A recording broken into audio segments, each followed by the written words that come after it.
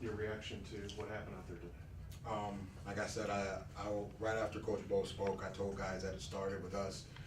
It started from, like missing missing like meetings or being late, all the small things that we have done that hurt us.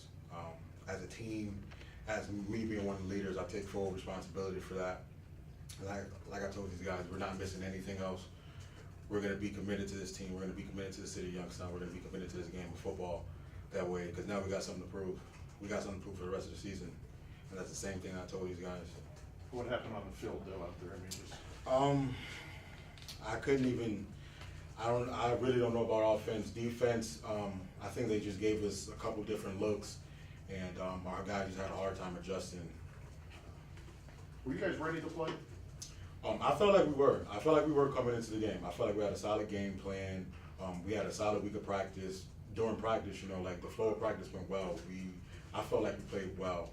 I felt like we prepared well. But like I said, I think that they just threw a couple things at us that we weren't prepared for, and maybe just some mental focus.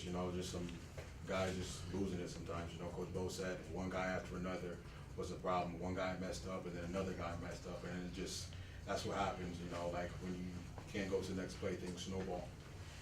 This is a team that you guys have beat pretty handedly before, and I know Butler's a team that doesn't have any scholarship athletes. Did the guys take them seriously?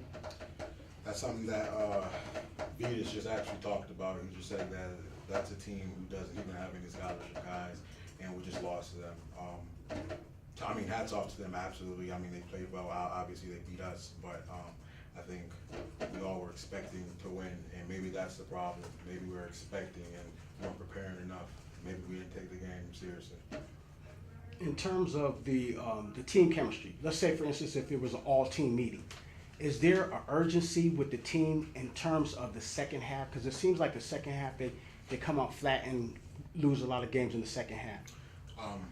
One thing that I said in an interview earlier in the season was that our starting slow has always been a problem, and it even happened today. I think our defense, we really settled down after the first couple drives, and then they threw a couple trick plays at us that got us, guys with just their eyes and, like I said, focus, and it cost us. It cost us a football game.